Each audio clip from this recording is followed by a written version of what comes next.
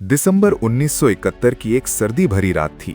Border के पास तैनात एक भारतीय जवान ने अपनी डायरी में लिखा, आज आसमान अजीब खामोश है, लेकिन लगता है तूफान आने वाला है।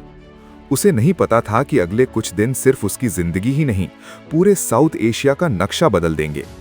पिछले महीनों में ईस्ट पाकिस्तान में स्थिति भयानक हो चुकी थी। 1970 के जनरल इलेक्शंस में आवामी लीग को स्पष्ट बहुमत मिला, लेकिन सत्ता हस्तांतरित नहीं हुई। 25 मार्च 1971 को ऑपरेशन सर्च लाइट शुरू हुआ, जिसके बाद हिंसा, दबाव और अशांति की खबरें बाहर आने लगी। लाखों लोग प्रभावित हुए और लगभग 1 करोड़ शरणार्थी भारत आ गए, जिसने भारत पर आर्थिक और सामाजिक दबाव बढ़ा दिया।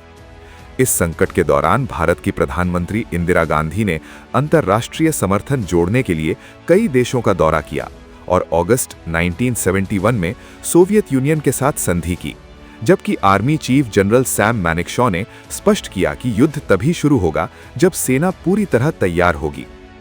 मॉनसून के बाद स्ट्रेटेजिक प्लानिंग, लॉजिस्टिक्स बिल्डअप और मुक्ति वाहिनी के साथ समन्वयन ने एक मजबूत आधार तैयार कर दिया।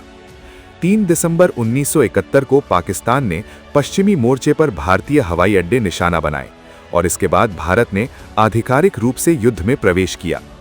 रणनीति स्पष्ट थी, वेस्ट में रक्षा, ईस्ट में तेज और निर्णायक अग्रसर। इंडियन एयरफोर्स ने जल्द ही आकाश पर नियंत्रण बना लिया, नेवी ने बे ऑफ बंगाल में ब्लॉकेड लगाया और आर्मी ने कई दिशाओं से बढ़ते हुए ढाका को अलग थलग कर दिया। सिर्फ 13 दिनों के अंदर 16 दिसंबर 1971 को ढाका रेस कोर्स ग्राउंड पर पाकिस्तानी ईस्टर्न कमांड के लेफ्टिनेंट जनरल ए.के. नियाजी ने इंडियन ईस्टर्न कमांड के लेफ्टिनेंट जनरल जगजीत सिंह अरोरा के सामने इंस्ट्रूमेंट ऑफ सरेंडर पर हस्ताक्षर किए। लगभग 93,000 पाकिस्तानी सैनिकों ने अपने हथियार डाल दिए, जो वर्ल्ड वॉर II के बाद का सबसे बड़ा मिलिट्री सरेंडर माना जाता है। इसके साथ ही एक नया देश, बांग्लादेश, दुनिया के मंच पर उभर कर सामने आया।